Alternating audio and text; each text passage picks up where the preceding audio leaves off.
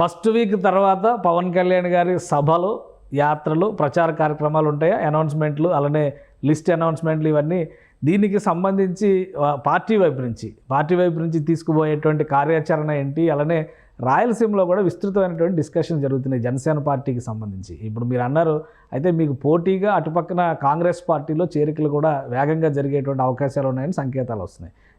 ఎవరికి పోటీ అవుతున్నారు? కాంగ్రెస్ ఉత్తేజం పొందడం వల్ల షర్మిల రాక తర్వాత జరుగుతున్నటువంటి పరిణామాలు జనసేన పార్టీలో చేరికలకు గండి కొట్టే అవకాశం లేదంటారా? గజం కేవలం 500 రూపాయలతో 1210 గజాల భూమి కేవలం 6 లక్షలు మాత్రమే. జనసేన పార్టీలోకి వచ్చే వాళ్ళంతా కూడా ఒక రెస్పెక్ట్, ఒక స్టెబిలిటీ, అలాగే పదవి లేదంటే తర్వాత అధికారం వచ్చే అవకాశాలు, ఇలాంటివన్నీ ఆశించి రాబోయే రోజుల్లో ఒక మంచి భవిష్యత్తుని రాష్ట్రానికి సంబంధించి ఊహించి వస్తారండి.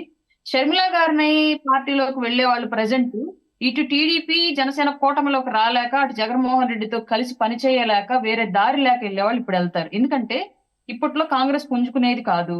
అలాగని క్రెడిబిలిటీ విషయానికి వస్తే ఆవిడ ఆల్రెడీ తెలంగాణలో ఒక పార్టీ పెట్టి మళ్ళీ అక్కడ కలిపేసిన విషయం తెలుసు. క్రెడిబిలిటీ విషయంలో కూడా రాజకీయ స్టెబిలిటీ అనేది షర్మిల గారి దగ్గర కూడా గతంలో ఉన్న పరిస్థితులు మనం చూసినట్లయితే పార్టీని నడపలేక కలిపేసింది. కాబట్టి అట్లాంటి పరిస్థితిని కూడా ఎవరు ఊహించి వెళ్లే పరిస్థితి లేదు.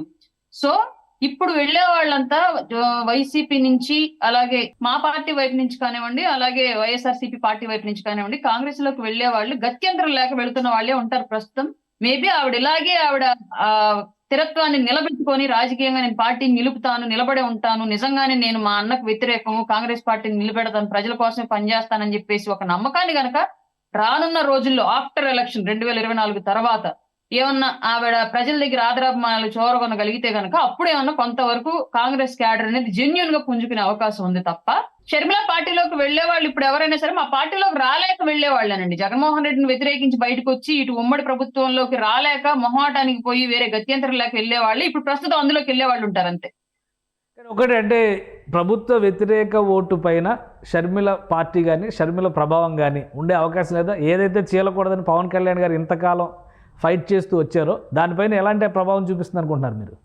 కొంతమేర ఉండిద్దండి, ఉండదు అనుకోవడానికి ఛాన్సే లేదు. ఇప్పుడు మన కొనతల రామకృష్ణ గారు మీరు ఆళ్ళ రామకృష్ణ గారిని మీరు చూసుకున్నట్టయితే ఆయన డెఫినెట్ గా ఉమ్మడి ప్రభుత్వంలో, ఉమ్మడి పొత్తు పార్టీలోకి రావాల్సిన ఛాన్స్ ఉండేది నాకు తెలిసినంత వరకు. కానీ ఇప్పుడు షర్మిల రావడం మూలంగా నాకు తెలిసినంత వరకు షర్మిల వెనక నడవడానికి ఇష్టపడ్డారు. అలాగే ఇంకో విషయం ఏంటంటే నిన్న కొనతల రామకృష్ణ గారిని కూడా ఆల్రెడీ పవన్ కళ్యాణ్ గారిని కలిసి నేను జనసేనలోకి చేరడానికి సుముఖంగా ఉన్నాను అని చెప్పేసి ఆయన ప్రకటించిన తర్వాత కార్యకర్తల ముఖంగా అప్పుడు వెళ్లి షర్మిల గారు కలిశారు ఆయన పార్టీలోకి ఆహ్వానించడానికి. ఆ తర్వాత ఆయన సున్నితంగానే తిరస్కరించి పవన్ కళ్యాణ్ గారితో వెళ్ళాలనుకుంటున్నాను నేను ఈసారి అని చెప్పేసి ఆయన చెప్పేసి తర్వాత మళ్ళీ అధ్యక్షుల వారిని వచ్చి కలిసి షర్మిల గారు మాట్లాడిన అంశాలన్నింటిని కూడా షేర్ చేసుకున్న విషయం మనందరికీ తెలిసిందే.